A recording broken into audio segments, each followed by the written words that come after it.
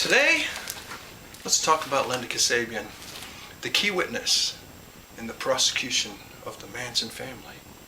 Linda Kasabian was on the witness stand for 18 days, and I have some of her testimony right here. So let's go over the testimony of Linda Kasabian in the Helter Skelter trials and the first night that they went to kill Sharon Tate. I thought we were going to go on what was called a creepy crawly mission. Basically, it's a home invasion break-in. It was wrong, stealing, of course, and I knew that then. But it was the excitement and the fun and the thrill. So let's get into this. Let me show you a few things that I have here. This is the car. This is the car they took the night of Helter Skelter. This picture was taken in Las Vegas when they showed the car off. This is a refrigerator magnet of the refrigerator that had Helter Skelter written on it, and Nicholas Shrek handed me that. This is the spot where they pulled over and threw the clothes over the side of the hill, the bloody clothes. That's my piece of the car, an actual piece of the seat from the car that they took the night they went to murder people. I can't tell you how I got this piece, but I can show you where I got it from. It came from right there on the seat in the passenger side, right in there. Well, that would have been what Tex or Linda Kasabian had been looking at the whole night when she was driving them over to murder. And there's another picture of the car.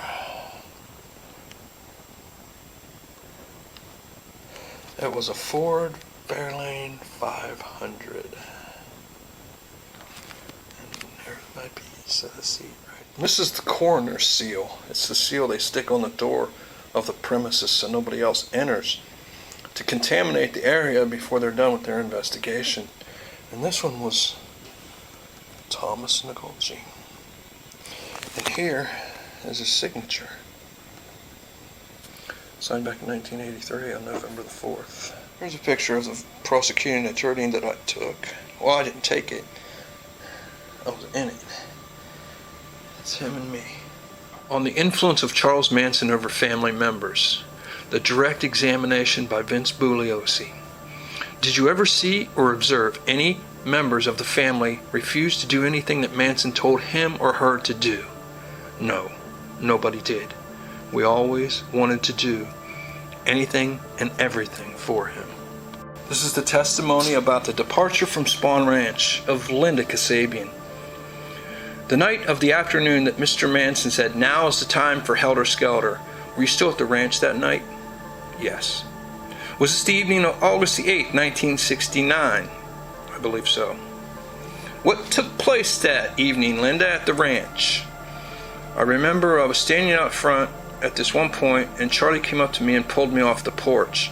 And I was standing at the very end of the porch, closest to George Spawn's house, and he told me that...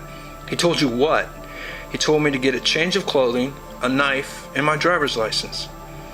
Did Mr. Manson tell you to change the clothing you already had on, or to bring additional change of clothing? To bring an additional change of clothing, yes. Now when you walk up to the car, you say Katie and Sadie, that is Patricia and Susan, were inside the car. Where was Tex? He was standing over by the driver's side. Was he talking to anyone? I think he was talking to Charlie. What's the next thing that happened? Tex got in the car and we started. What happened at that point? We got about to the middle of the drive. Really out there. She's kind of quiet. Earthy, more earthier. She really knew how to talk. She knew all the right words, and she just knew how to talk. Tall, dark, and handsome, with very deep, steel blue eyes. What's the next thing that happened? Tex got in the car and we started. What happened at that point?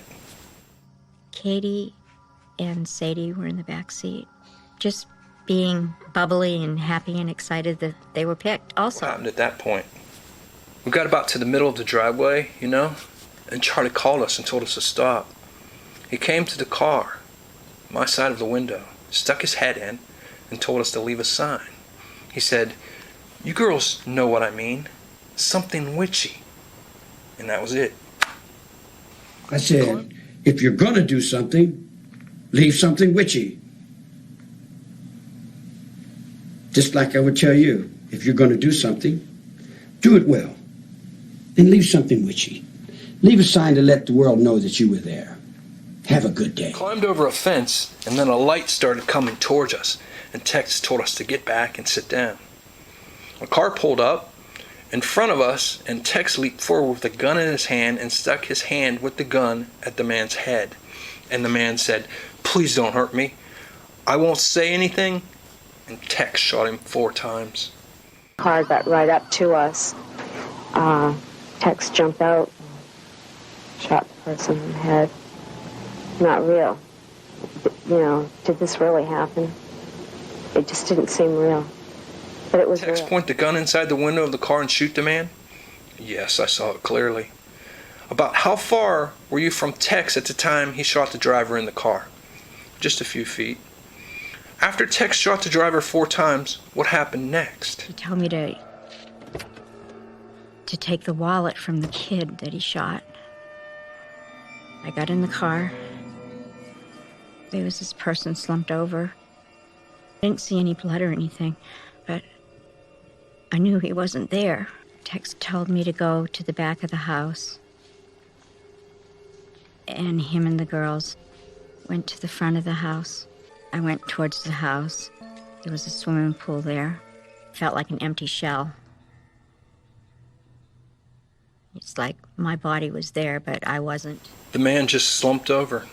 I saw that. And then Tex put his head in the car and turned the ignition off. He may have even taken the keys out. I don't know. And then he pushed the car back a few feet, and then we proceeded towards the house, and Tex told me to go in the back of the house and see if there were open windows and doors, which I did. Did you find any open doors and windows in the back of the house? No, there was no open windows or doors. What is the next thing that happened, Linda? I came around from the back, and Tex was standing at the window cutting the screen, and he told me to go back and wait at the car. And then he may have told me to listen for sounds. I don't remember him saying it. While you were down by the car, do you know where Tex, Sadie, and Katie were? No, I didn't see them. Did either of those 3 come down to the car? Yeah, Katie came down at one point. Did Katie say anything to you? Yes, she asked for my knife, and I gave it to her. She told me to stay there and listen for sounds. And I did, and she left. When she left, did she walk in the direction of the residence? Yes. Did you see either Patricia Krenwinkel or Susan Atkins or Tex walk into the residence? No, I didn't. Were you all alone at the car? Yes. I heard a man scream out, "No! No!" Then I just heard screams. I just heard screams at that point. I don't have any words to describe how a scream is. I never heard it before. How long did the screaming continue? Oh, it seemed like forever, infinite. I don't know. Was the screaming constant, or was it in intervals? It seemed constant, I don't know. Now, what did you do when you heard these screams? I started to run towards the house. Why did you do that? Because I wanted them to stop. And I saw a man. And he had blood all over his face. And he looked right into my eyes. And he was dying. But in his eyes, what I saw was that I felt he was dying because of me. There was a man just coming out of the door, and he had blood all over his face. And he was standing by a post. And we looked each other in the eyes for a minute, and I said, "Oh God, I'm so sorry. Please make it stop." And then he just fell to the ground in the bushes. And then Sadie came running out of the house, and I said, "Sadie, please make it stop." And then I said, "I hear people coming." And she said, "It's too late." And then she told me she had left her knife, and she couldn't find it. And I believe she started to run back into the house. While this was going on, a man had gotten up, and I saw Tex on top of him, hitting him on the head and stabbing him. And the man was struggling, and then I saw Katie in the background with a girl chasing after her with an upraised knife. And I just turned and I ran to the car at the bottom of the hill. Now, when you told Sadie that people were coming, was that the truth? No. Why did you tell her that? Because I wanted them to stop. You said you saw Katie. That is Patricia Krenwinkel? Yes. Was she chasing someone? Yes. Was this a man or a woman? It was a woman in a white gown. This is Manson's attorney, Irvin Kinerick. And did you know, during the testimony of Linda Kasabian, Irvin Kinerick, he objected a lot. At one point, they said he objected like 87 times in one day. Well, he disrupted the witness, the judge said, and the judge threw him in jail. Yeah, he spent the night in jail, and he had to get his own attorney. Leslie Van Houten's attorney, Ronald Hughes, he had a meeting at the bench on the same day with the judge and Bugliosi, and they were all there and they were talking. And all of a sudden, bam! He threw a $75 fine on Hughes. Hughes couldn't pay, so he ended up in jail too. Hughes's comments in an at-the-bench conference referring to a statement made by Bugliosi brought about a fine of $75 a night in jail. Hughes said he was a pauper, unable to pay the fine, and was immediately taken away by deputies. His use of an obscene word in replying to Bugliosi led Judge Charles Older to cite him for being disorderly, disruptive, vulgar, and unprofessional, despite his apology to the court. So the next morning, after they spent a night in jail, Kinerick and Hughes come back with their own attorney, a guy by the name of Ernest Graves. Ernest Graves, attorney for Kinerick and Hughes, argued that a jail term, even though just overnight, would impair their ability to defend their clients. Judge Older refused to listen to Graves' arguments and walked out of the courtroom in the middle of the attorney's statements. Graves asked both the court stenographer and the court clerk to take down his statements for the record, but was told to shut up by the stenographer, who picked up the steno machine and walked from the courtroom. So after all that happens in the courtroom, Linda Kasabian, her testimony continues. Upon the arrival back to Spawn Ranch, was there anyone in the parking area at Spawn Ranch as you drove into the Spawn Ranch area? Yes. Who was there? Charlie. Was there anyone there other than Charlie? Not that I know of. Where was Charlie when you arrived at the premises? About the same spot he was when we first drove away. What happened after you pulled the car into the parking area and parked the car? Sadie said she saw a spot of blood on the outside of the car when we were at the gas station. Who was present at the time when she said that? The four of us and Charlie. What's the next thing that happened? Well, Charlie told us to go into the kitchen, get a sponge, wipe the blood off. He also instructed Katie and I to go through the car and wipe the blood off the blood spots. What is the next thing that happened after Mr. Manson told you and Katie to check out the car and remove the blood? He told us to go into the bunk room and wait, which we did. When was the first time you learned the identity of those 5 people killed at the Tate residence? The following day on the news? On television? Yes. In Mr. Spawn's trailer? Yes. Well, at the scene we had one body in a vehicle near the gate, a man and a woman in the main room, and a man and a woman on the lawn in front of the house. All deceased. By what form? At least here. It appeared to be knife punctures, possibly gunshot. We can't tell. We don't know for sure this time. Was the area in disarray, or was it? There were signs of a struggle in the main house and also in the guest house in the rear. Yes. Was there a television set going or radio going? Or no. There was no TV going. The radio was not going. The lights were on. Did you see Tex, Sadie, and Katie during the day following these killings, other than when you were watching television with them? Well, I saw Sadie and Katie in the trailer. I cannot remember seeing Tex on that day. On the La Bianca murders, after dinner, what did you do, if you recall? Charlie came in, called Katie and Leslie and myself aside and told us to get a change of clothes and meet him in the bunk room, which we did. Did Mr. Manson say anything to you and the others once you were all together in the bunkhouse? Yes, he did. What did he say?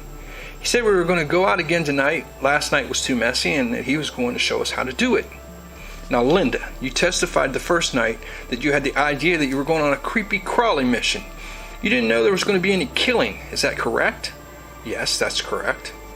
The second night, Did you know what was going to happen? Yes. Did you want to go along with Mr. Manson and the others on the second night? No. Why did you go along if you didn't want to go? Because Charlie asked me and I was afraid to say no. I knew full well that this was going to be a mission of murder. Charlie went with the rest of us because he said that the murders the night before were too messy and that he was going to show us how to do this. He was going to show us how. The night of the killing of Lino and Rosemary LaBianca in their Los Feliz home, the pale-faced prosecution witness said she expected to go to the waterfalls and eat zuzus that Gypsy and Catherine Scher had brought from town. But Charlie called Leslie Van Houten, Katie, Patricia Krenwinkel, and I outside and told us to get a change of clothing and meet him in the house. He told me to get my driver's license too. The orders by Manson had been the same the night before when the prosecution charges he sent 4 of his family members out to kill those at the Tate home. Charlie said we were going out again tonight. Last night was too messy and he was going out to show us how to do it. The girl testified. Tex said we needed better weapons, though the ones we took last night weren't effective enough. On this second night of murder, Manson was now driving. Mrs. Kasabian was sitting beside him. Next to her was Tufts. They called him Clem Tufts. That was Steve Grogan. Adkins, Krenwinkel, Watson, and Van Houten were all in the back seat. And they're off on their trip of murder for the second night. Charlie told as we were going to 2 different houses in 2 groups. He would go to one house and the other group would go to another. When Manson stopped for gas to continue his foray, Miss Kasabian said she took over the driver's duties following Manson's directions. We turned off at Fair Oaks in Pasadena, and about a half hour later, Charlie asked me to stop in front of a house, a 1-story, small house away from the road. What happened after you stopped in front of this house? Charlie got out of the car and told me to drive around the block. Did he get out of the car by himself? Yes, he did. Did you in fact drive around the block? Yes, I did. With the other people? Yes. Did you come back in front of the house? Charlie was standing in approximately the same spot I left him, and he got back in the car. Charlie told us that when he walked up to the house and looked in the window, he saw pictures of children on the wall, and he said he couldn't do it. He couldn't go in. But he said later on that we shouldn't let children stop us for the sake of children of the future. I don't want to be involved in it. I keep a close watch on this heart of mine. You don't get involved in violence. I'm not a violent human being. Was Mr. Manson continuing to give you directions? Yes, he was. Where did he direct you to drive at that point? I don't know, the district areas, but residential areas, houses. We came to one point, I remember, I was really tired. I could not drive anymore. So he just took over the driving, and then I remember we started driving up a hill with lots of houses, nice houses, rich houses, and trees. We got to the top of the hill and turned around and stopped in front of a certain house, and we all looked at the house. Did anything unusual happen while you were driving east on Sunset Boulevard in the residential area? Yes. After I'd been driving for a few minutes, there was a small white sports car in front of us, and there were stoplights here and there, and Charlie, do you know who was in the car? I believe it was a man, one person. No one else was in the car with him? No, I don't think so. Did Mr. Manson say anything to you with respect to that car? Yes, he did. What did he say to you? He told me to follow it, and at the next stoplight, when it was green, to pull up beside it. When the stoplight was green? I mean, excuse me, red. I get my colors mixed up. So that we were stopped, it would have been red. Excuse me. Charlie wanted me to pull up beside the car, and Charlie was going to get out and kill the man, shoot the man, whatever. Did you in fact pull up next to this white sports car at the red light? Yes, I did. Did Mr. Manson get out of the car or start to get out of the car? He Proceeded to get out of the car, yes. And what happened at that point? The light turned green, so the car left. Wow, it's a small world. That guy that they pulled up on at the red light, if it's the same guy, I used to chase that same guy around too. He'll tell you about it right here. I used to chase him around. I got his autograph right here.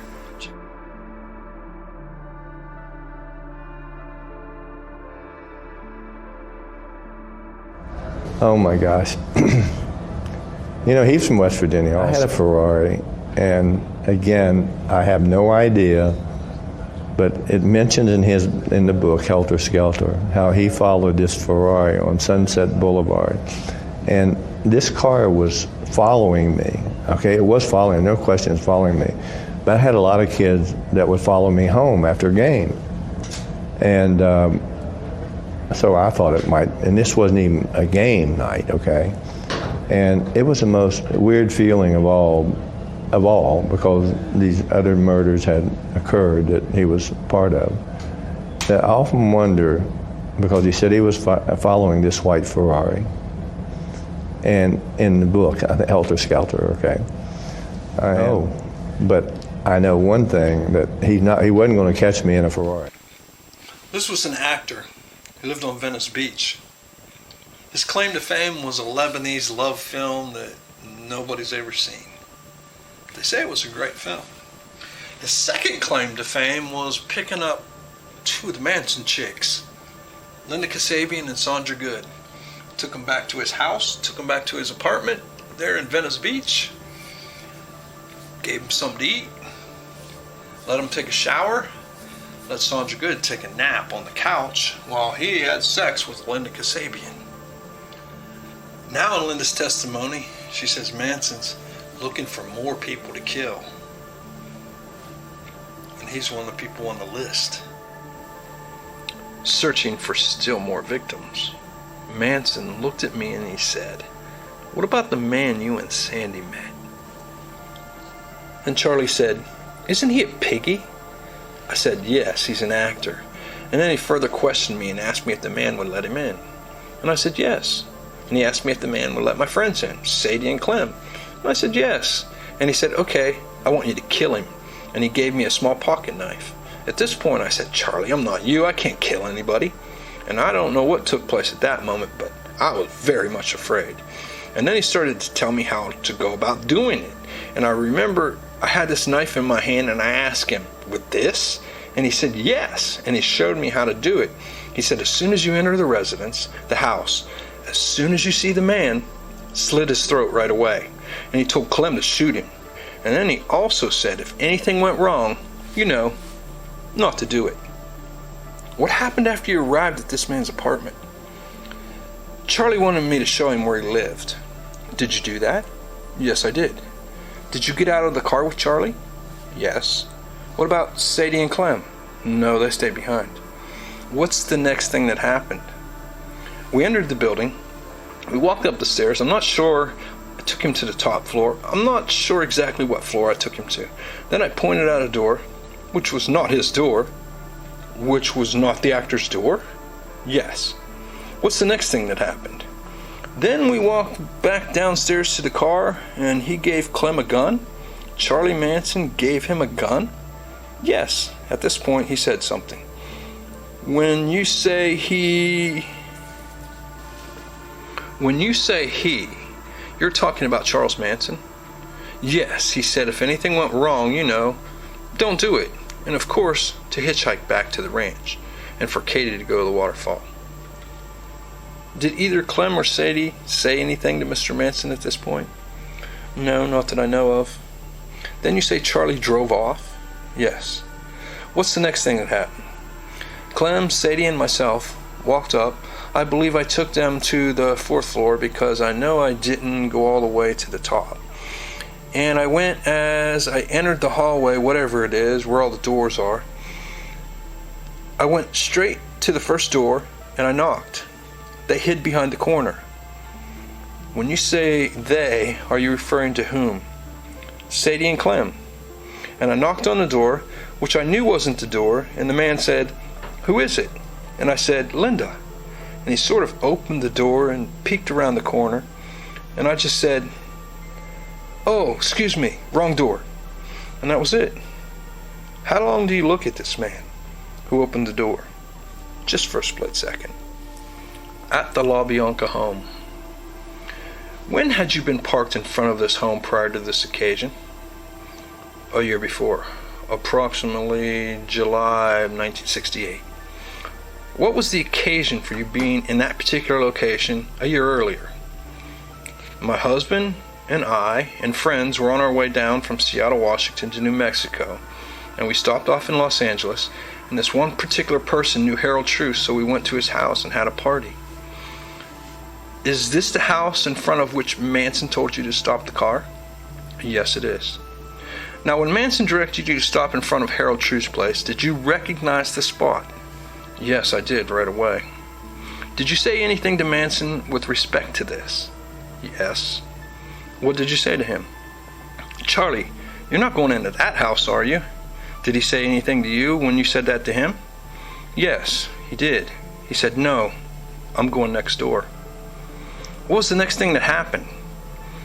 He got out of the car alone. Did you all remain in the car? Yes, we did. What's the next thing that happened? I saw him put something in his pants, an object. I don't know what it was. What's the next thing he did? He disappeared up the walkway, the driveway, leading toward Harold's house, and I could not follow him any longer. He just disappeared. Several minutes? Yes. What happened after Manson returned to the car? He called Leslie and Katie and Tex out of the car. Was he out of the car at that point too? Yes. What happened next? Clem Tufts jumped into the back seat with Sadie, and I pushed over on the passenger side, and I heard bits and pieces of the conversation he had with Tex and Katie. What did you hear him say? I heard him say that there was a man and a woman up in the house, that he had tied their hands, and he told them not to be afraid, that he was not going to hurt them. Did he say anything else to Leslie, Katie, and Tex? Yes, at one point he instructed them for Leslie and Tex to hitchhike back to the ranch, for Katie to go to the waterfall. After the La Bianca murders, did he tell you to do anything with respect to this wallet after he handed it to you? Yes, he did. What did he tell you? He told me to take the change out of the wallet and to wipe off the fingerprints.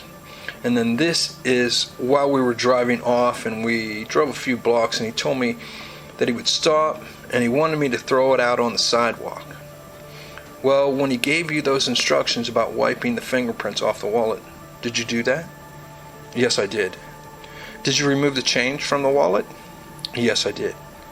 What did you do with the change? I believe I put it in the glove compartment. Did he tell you why he wanted you to throw the wallet out the window? Yes, he did. He said he wanted a black person to pick it up, use the credit cards, so the people, the establishment, would think it was some sort of an organized group that killed these people.